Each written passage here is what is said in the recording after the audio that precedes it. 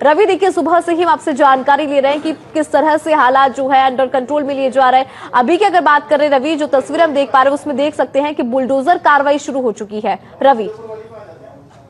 देखिए इंदु, बुलडोजर कार्रवाई सिर्फ शुरू नहीं हुई है बल्कि अब खत्म होने की दिशा में आगे बढ़ रही है। 2 जेसीपीज ने ये जो पूरा घर है उसको, जो इलीगल कंस्ट्रक्शन है इसका, उसको जमींदोज कर दिया है और बड़ा पुलिस का जाब्ता जो है वो मौके पर है यहाँ पर। और ये जो पूरी जो जगह है ये दरअसल फॉरेस्ट लैंड थी जिसको जमींदोज किया गया है और भारी पुलिस जाब्ते की मौजूदगी में ये पूरा कंस्ट्रक्शन है इसको तोड़ दिया गया है। अभी भी 2 जेसीपीज जो है वो लगातार काम कर रही हैं यहाँ पर। इससे पहले ये जो घर है इसमें रहने वालों को नोटिस दे दिए थे और साथ ही साथ उनका जो सामान है उसको शिफ्ट करने के लिए भी कह दिया गया था। करीब 3 से 4 गाड़ियों में ये सामान जो है इसको शिफ्ट किया गया और जैसे ही सामान यहाँ से बाहर निकला उसके तुरंत बाद ही पुलिस के भारी जाब्ते की मौजूदगी में आरएसी का भारी जाब्ता और इसके अलावा हथियारबंद जवान जो है, चूंकि ये इलाका खासा सेंसिटिव है तो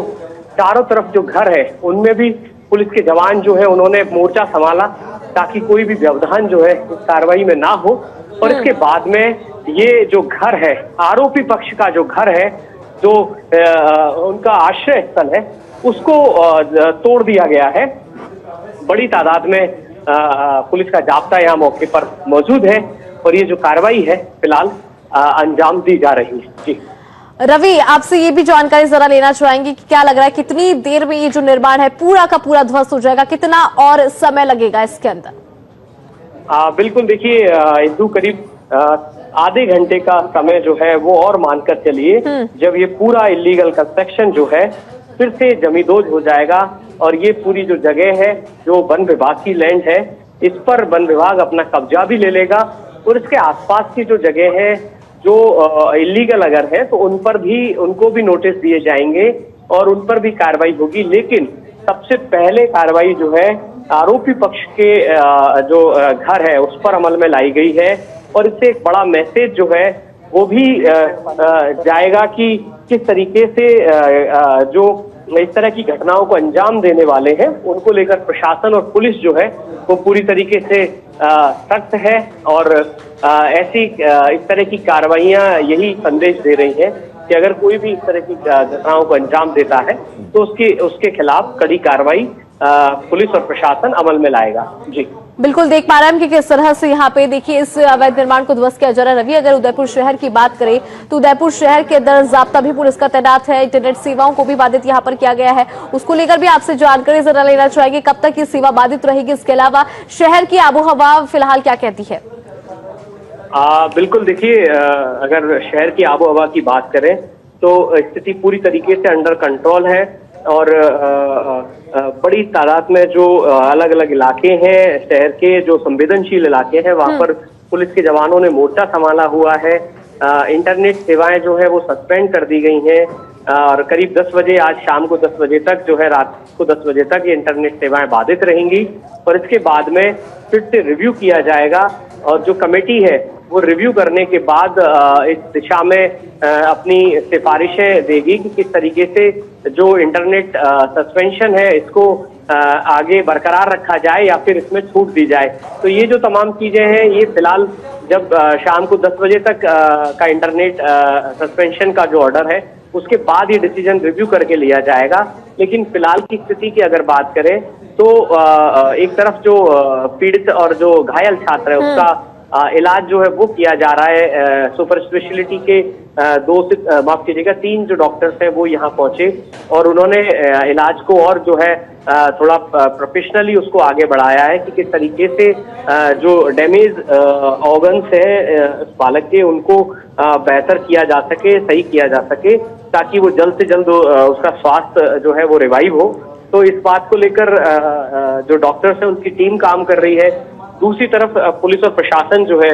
वो शांति बहाली के लिए हर संभव प्रयास कर रहे हैं। जी बिल्कुल, देखिए रवि, शांति बहाल की कोशिश, जयपुर से एक स्पेशल एक एक्सपर्टाइज टीम जो है डॉक्टर्स की वो पहुंची, क्योंकि छात्र का इलाज होना बहुत जरूरी है अच्छी टीम के द्वारा। चूंकि आप खुद अभी जिक्र कर रहे थे छात्र का कि किस तरह से जयपुर की स्पेशल टीम यहां पर पहुंची है डॉक्टर्स की। अगर छात्र की बात करें तो फिलहाल कैसी स्थिति बताई जा रही है रवि? बिल्कुल, देखिए दरअसल ये जो बालक है 10वीं क्लास का जो छात्र है उसको कल सीवियर इंजरीज थी। सबसे ज्यादा उसका थाइज और जो लोअर एब्डोमेन का जो एरिया है उसमें सीवियर इंजरीज जो है वो सामने आई थी। इसके बाद एक ऑपरेशन किया गया था और फिर उसको लाइफ सपोर्ट सिस्टम पर भी लिया गया ताकि किसी भी तरह की कोई परेशानी ना हो। और फिलहाल जितना अभी तक जो जानकारियां डॉक्टर्स ने और प्रशासन ने साझा की हैं उसके मुताबिक जो पोजीशन है वो काफी स्टेबल है और धीरे धीरे उसकी स्वास्थ्य में इम्प्रूवमेंट की बात भी सामने आ रही है। और जैसे ही ये जो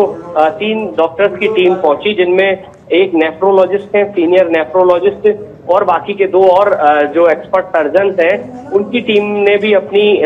एडवाइस जो है वो यहाँ के जो लोकल डॉक्टर्स जो कल से लगातार देख रहे थे उनको अपनी एडवाइस दी है। तमाम जो रिपोर्ट्स हैं उनको